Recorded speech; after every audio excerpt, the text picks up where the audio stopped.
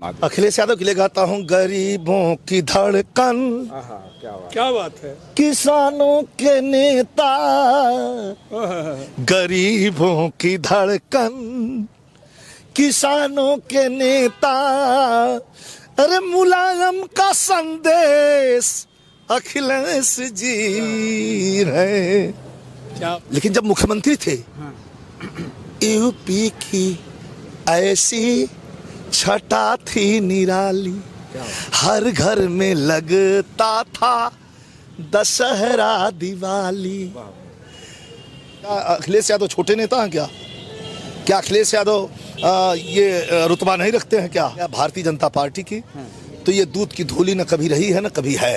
आपके चैनल के माध्यम से जो साथी हमें देख रहे हैं, सुन रहे हैं, मैं बहुत बहुत धन्यवाद देता हूँ। नए वर्ष की बधाई। और मिल्कीपुर पर क्या कहेंगे? आज तो सुन रहे हैं पूरे सांस्कृतिक प्रकोष्ठ की मीटिंग बुला करके कहा दिया, जो है अध्यक्ष जी ने, उड़ती हुई खबर हमको पता चली है कि कह दिया भाई मिल्कीपुर को जिताना आप लोगों के ऊपर है। तो किस तरह की तैयारी करने जा रहे हैं? हम लोग पूरी तरह से तैयार हैं। सांस्कृतिक प्रकोष्ठ का हर कलाकार तैयार है। आज हमारे राष्ट्रीय कार्यकारिणी की बैठक थी, जिसमें हमारे राष्ट्रीय अध्यक्ष काशीनाथ यादव जी भी नेतृत्व कर रहे थे और हमारे राष्ट्रीय अध्यक्ष जी भी आए हुए थे और सारे कलाकारों को सुने और बताए।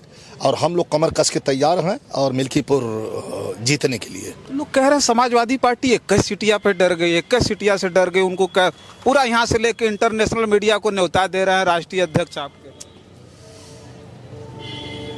अब ठेठ भोजपुरी में एक बात हम रजनीश भाई बताएं कि अखाड़े में लंगोटा के जंगिया बांध के लाल जी पहलवान उतरे हैं, तो वहाँ निरहू के घुरहू के नाम लड़े बा भैया।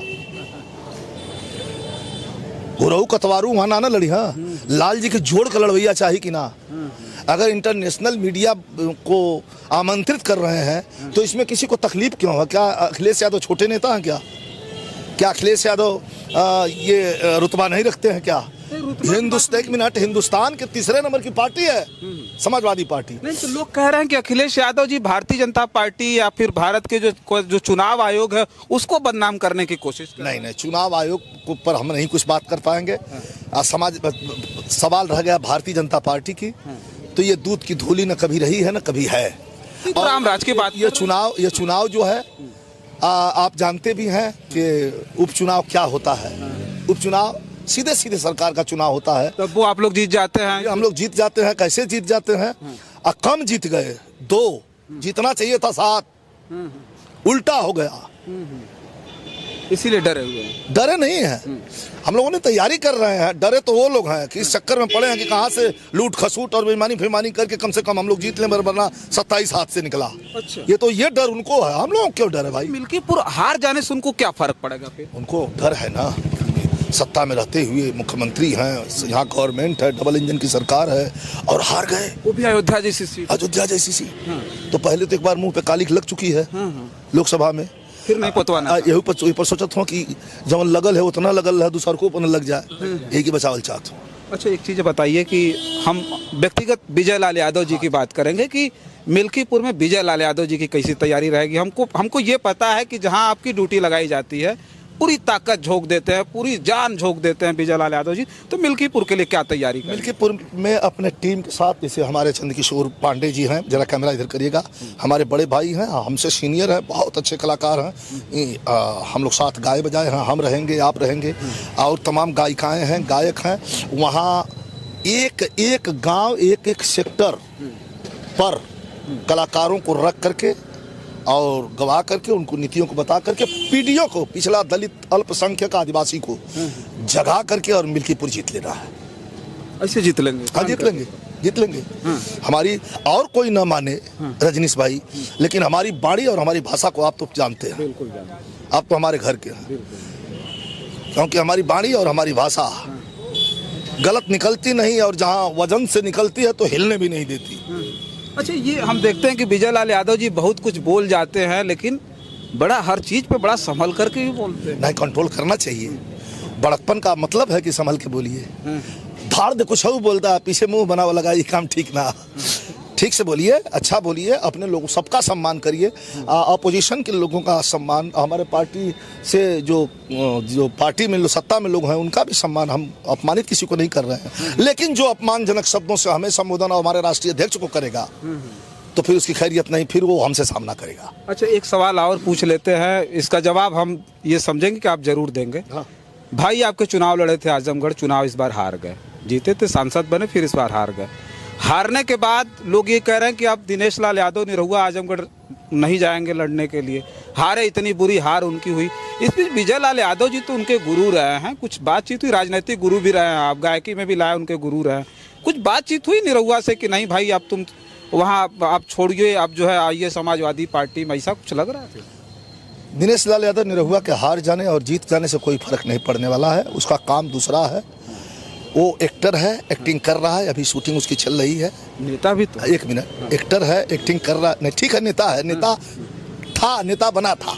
अच्छा 4 दिन के लिए? 4 दिन के लिए। अच्छा। और सवाल रह गया कि हमारे लाल खानदान की इतनी धमक थी और इतनी पॉपुलरिटी थी, जिसको भारतीय जनता पार्टी ने, जैसे बैंक में भजाया जाता है वो अपना क्या कहते हैं, चेक, हाँ चेक या वो हुंडी, विदेशी पैसा, वैसे निरहुआ को भजाया। अच्छा। मैं प्रश्न आप पत्रकार साथियों से करता हूं और आजमगढ़ की और नहीं पूरे प्रदेश की जनता से करता हूं सवाल। ठीक है, हमारा भाई है, हम जान से बढ़कर उससे प्यार करते हैं, लेकिन पार्टी भी हमारी माँ है। माँ से ज्यादा प्यार? माँ से उतना प्यार करता हूँ जितना एक बेटा अपनी माँ से करता है। ये बात दोनों अलग हो गई। अब सवाल रह गया कि आप लोगों ने आजमगढ़ जैसे नेताजी के उस सीट पर हमारे भाई को खड़ा करके आपने कर्म भूमि पर आपने चेक बजा लिया। उपचुनाव जीत गया मेरा भाई, चलिए ठीक है। फिर चुनाव हुए और चुनाव में आजमगढ़ की जनता ने जैसे हमेशा समाजवादी पार्टी को अपना मत दिया था, वैसे मत देकर के और चुनाव जिता दिया, धर्मेंद्र यादव जी सांसद हो गए। लेकिन अब भारतीय जनता पार्टी के लोगों से और प्रदेश की जनता से पूछना चाहता हूं कि पहली बार चुनाव जब स्मृति ईरानी लड़ती हैं, चुनाव हार जाती हैं, तो उन्हें कैबिनेट का दर्जा दिया जाता है। और भी नेता हैं उनके जिनको फट से उठा के कैबिनेट, अरे मत कैबिनेट में देते, मत लोकसभा में देते, प्रदेश में भी कोई पद था दे देना, कुछ नहीं, खाली दिनेश लाल यादव निरहुआ को बरगला करके उसके पॉपुलरिटी का फायदा उठाया, फायदा उठाकर दरकिनार कर दिया इन लोगों ने। तो उनको समझ में आया कि नहीं सारी बात? आप समझाते नहीं है क्या? जी नहीं, समझ में आदमी जब ठोकर खाएगा खुद समझ जाएगा। मुझे क्या कहना, मैंने तो आपको समाजवादी पार्टी में ले आया था, समाजवादी पार्टी में चलाया था, समाजवादी पार्टी में गवाया था, पहचान दिलाई थी, सब कुछ दिलाया था। आप छोड़ करके चले गए, मैं नहीं ना गया, हमारे पर अंगुली नहीं ना उठी। अरे मुझे तो टिकट भी मिला था, मैंने टिकट भी फेंक दिया नेताजी के कहने पर, मैं नहीं ना गया। तो फिर भाई जब आप छोड़ के चले गए हैं तो अब भोगदंड तो आप ही को भोगना है ना, हमें क्या भोगना है? हमको तो हमारे राष्ट्रीय अध्यक्ष अभी पूछ रहे थे, हमें अभी आज यही पूछ रहे थे, हमारे कितने उदार, कितने भोलेनाथ हैं, कितने भोलेनाथ, कितने अड़भंगी हैं हमारे राष्ट्रीय अध्यक्ष जी अखिलेश जी। आज पूछ रहे थे बेटा क्या कर रहा है? हम कहा सर वो कहता है डॉक्टर बनूंगा, डॉक्टरी मेडिकल कोर्स कर रहा है। कहना पीछे मत हटना, क्या पांडे जी, कहना पीछे मत हटना, हम जानते हैं जितना लगेगा बोल देना, पढ़ाई करेगा, सीधा हमारे पास खबर देना, मैसेज कर देना मुझे, जितना लगेगा। ऐसा है कोई नेता पूरे हिंदुस्तान में? रजनीश भैया है तो जरा बता दीजिए। अखिलेश यादव का मतलब जमीन से जुड़ा हुआ, इस मट्टी, जिसको मिट्टी का लाल कहते हैं, मिट्टी के लाल है। मतलब हमको कह दिए देने के लिए ऐसे नहीं।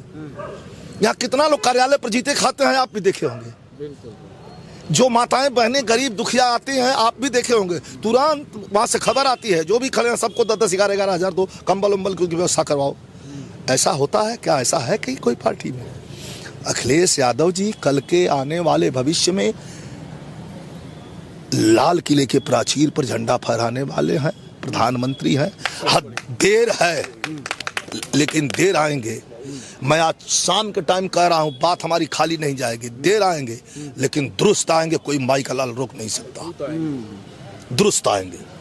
अच्छा, आखिरी में अखिलेश यादव जी के लिए बड़ी आपने जो बात कही, सारे लोग देखिए बड़े गौरवान्वित हो गए, ताली बजा रहा था। अखिलेश यादव के लिए अगर एक आख लाइन हो तो सुना दो। अखिलेश यादव के लिए गाता हूँ, गरीबों की धड़कन, क्या बात है। किसानों के नेता, गरीबों की धड़कन, किसानों के नेता, अरे मुलायम का संदेश अखिलेश जी है। क्या बात। गरीबों की धड़कन, किसानों के नेता।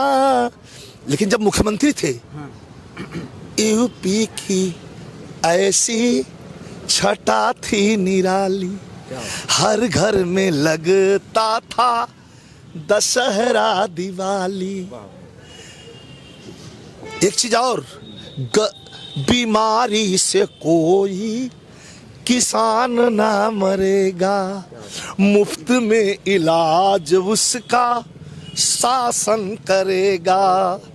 बहन बेटियां, वुमेन पावर लाइन ये उन्हीं की दी हुई है।